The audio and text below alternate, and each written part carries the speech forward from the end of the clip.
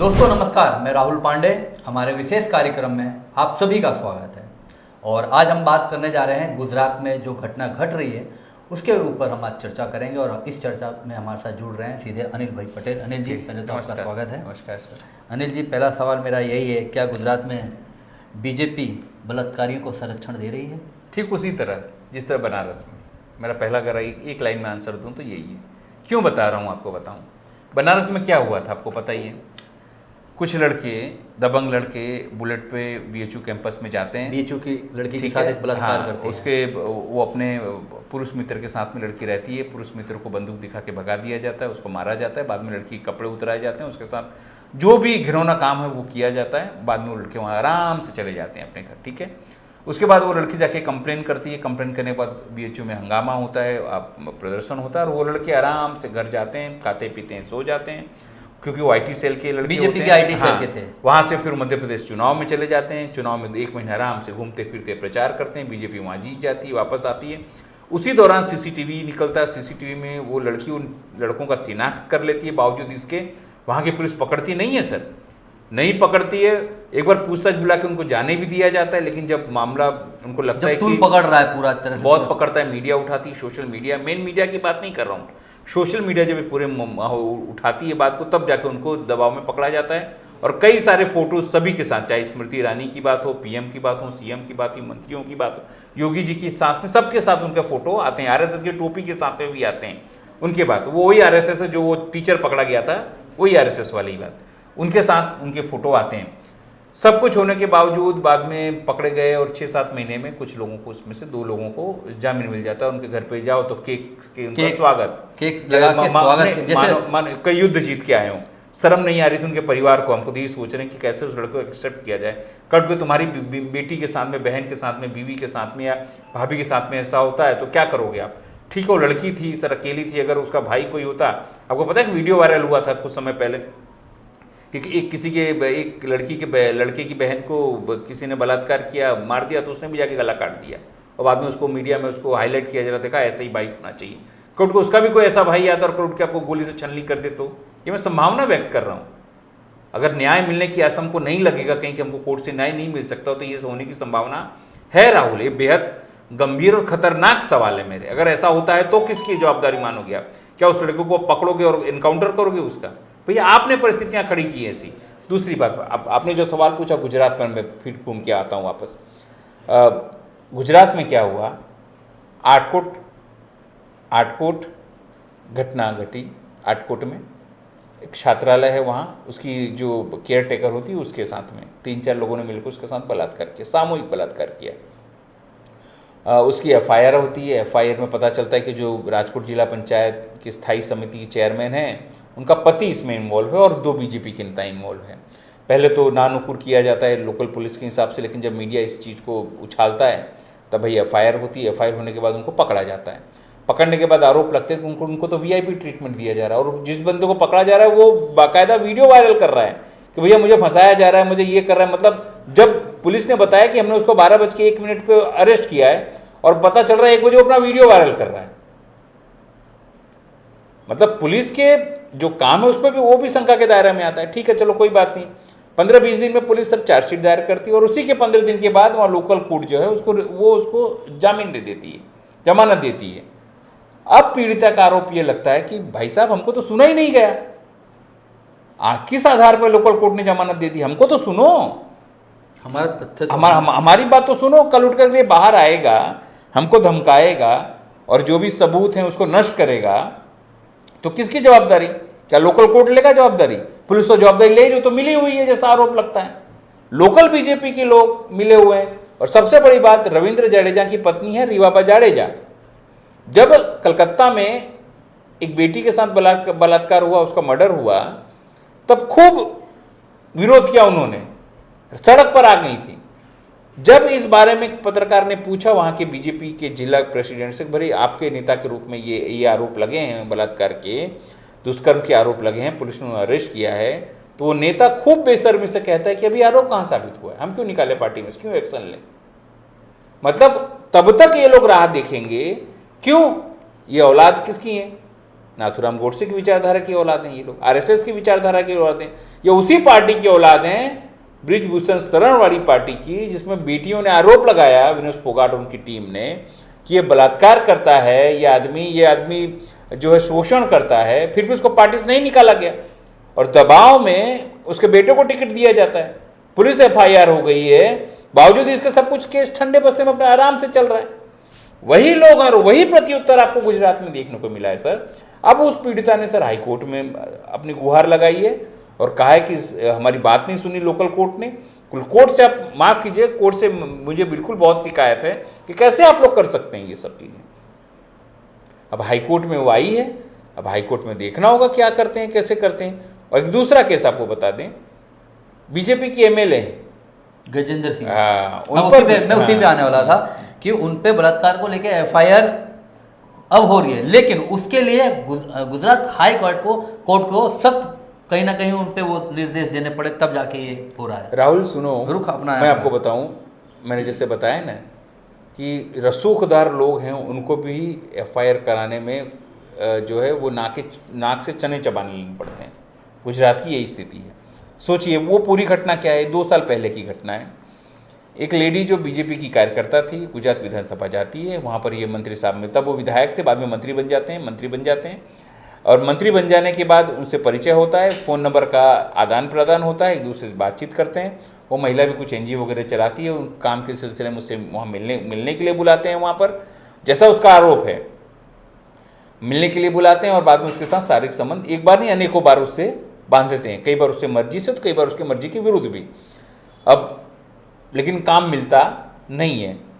बाद में वो महिला आरोप लगाती है, भाई मेरे साथ इस तरह से हुआ, मुझे शादी करने का वादा किया गया था और ऐसा ऐसा बात हुआ था, आरोप करती है। वहाँ लोकल गांधीनगर पुलिस को महिला को भगा देती है कि जाओ तुम ही गलत हो, मंत्री साहब हमारे अच्छे हैं, दूध के धोइले हैं और राम के स्वरूप हैं, वो तो एकदम राम के अवतार हैं, वो किसी पराई स्त्री की तरफ नज़र भी नहीं डाल सकते, इतने अच्छे हैं।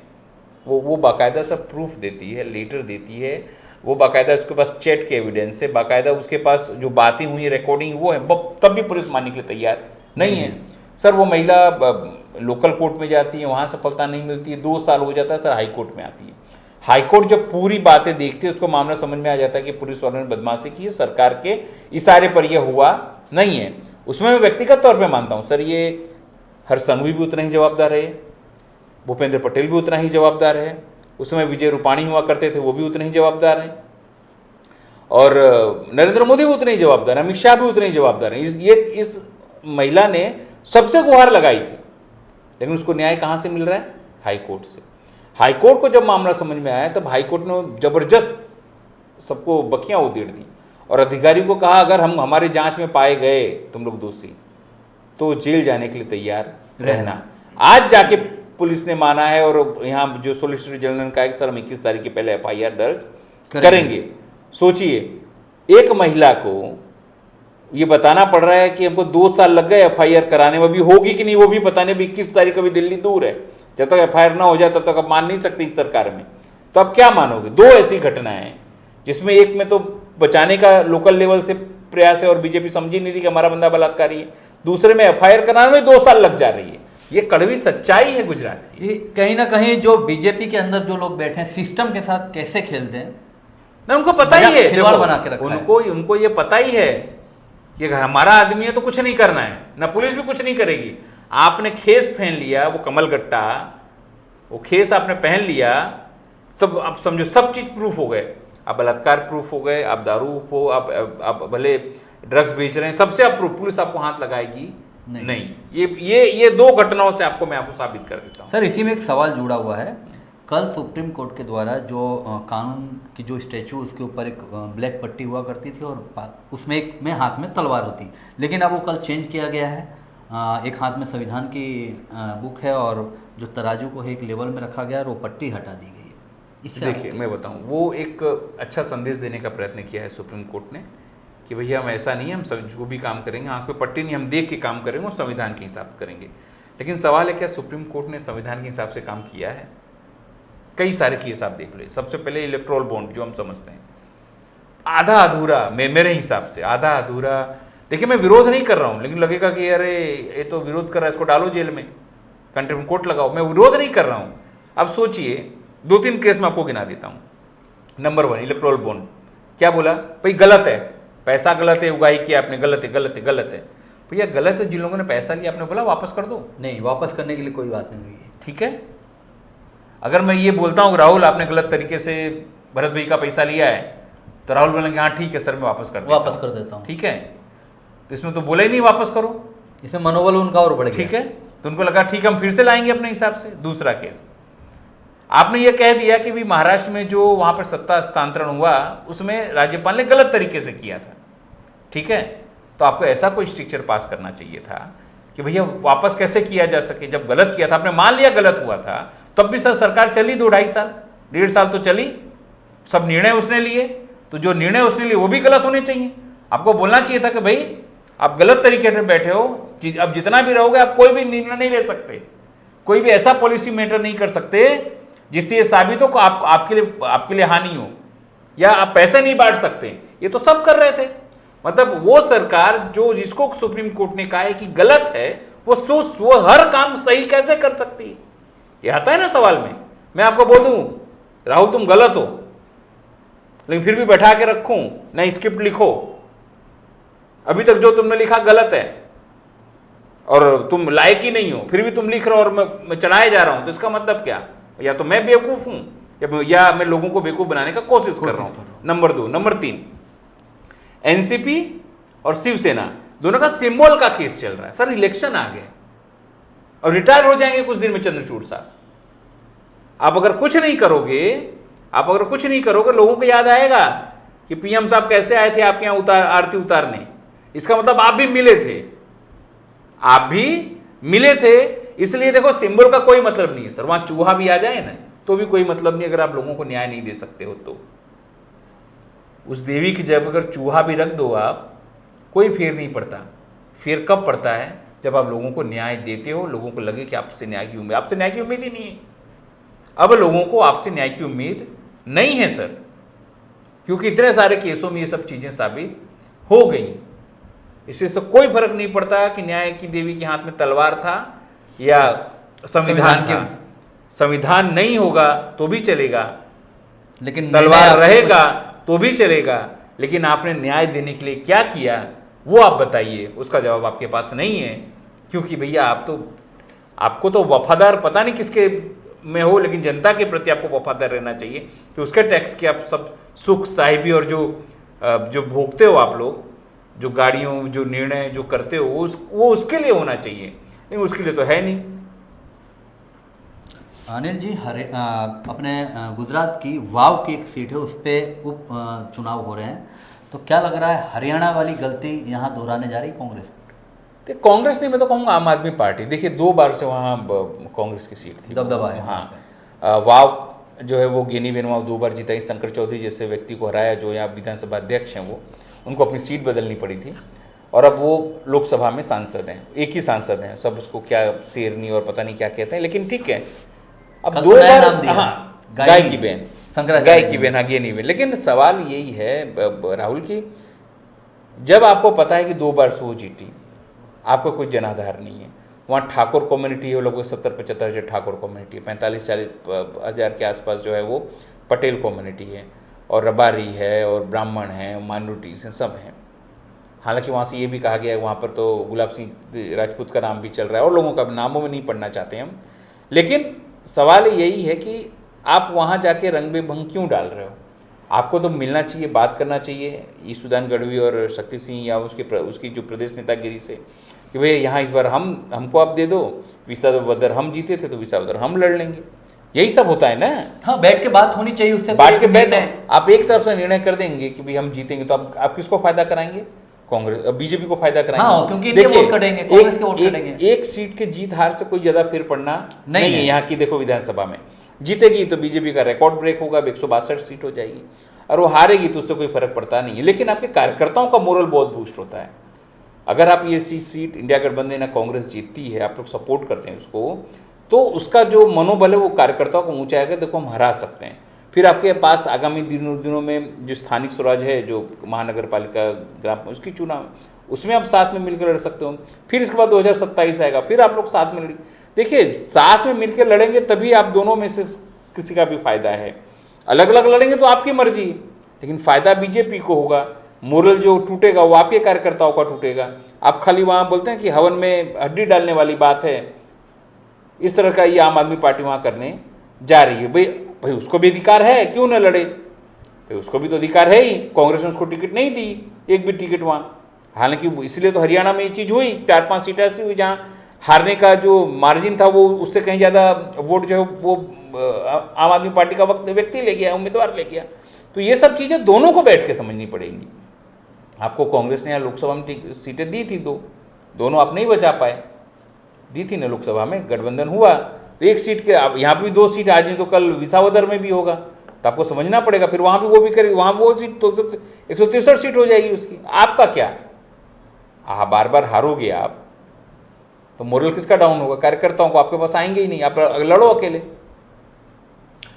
कल गुजरात में शंकराचार्य जी आए और 16 भागवत में जिस तरह से कल नरेंद्र मोदी को भारी मंच के अंदर से सभी को लोगों के बीच में से नरेंद्र मोदी को कसाई कह दिया, इसे आप किस तरह देख रहे हैं? नहीं सर, मैं तो पहले से कहता आया हूँ, हालांकि वो बड़े आदमी हैं, शंकराचार्य हैं, धर्माचार्य हैं, इसलिए वो कह रहे हैं तो उनकी बात सुनी जा रही है। लेकिन आप देखो, पलटकर किसी ने जवाब दिया? नहीं। किसी ने पलटकर बोला कि नहीं शंकराचार्य गलत बोल रहे हैं? क्यों? उनको जो हिसाब से अयोध्या में हुआ था, अयोध्या में शंकराचार्य विरोध कर रहे थे, भैया हम नहीं जाएंगे, गए भी नहीं वो लोग, और उसका आफ्टर इफेक्ट ये हुआ कि वो लोग हार गए। एक नैरेटिव सेट हुआ कि शंकराचार्य की जो बातों का उल्लंघन नरेंद्र मोदी ने किया, 100 करोड़ से ज़्यादा का खर्चा किया उस तामझाम में, बावजूद उसके वो तो हारे ही, अयोध्या के 4-5 सीट और हार गए, और मिल्कीपुर जो वो होना था वो भी डर के मारे नहीं करा रहे कि वो हारेगा तो और पूरी कत हो जाएगी।